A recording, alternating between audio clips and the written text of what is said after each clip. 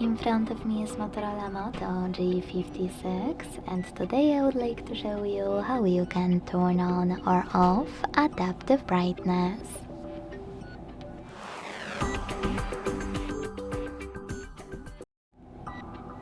Begin by going into Devices Settings.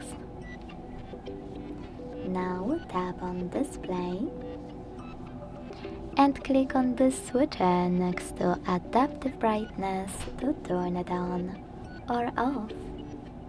If you want to, you can also tap on Adaptive Brightness on the left and manage it from here the same way. Thanks so much for watching. If you enjoyed this video, don't forget to leave a like, comment and subscribe. Bye!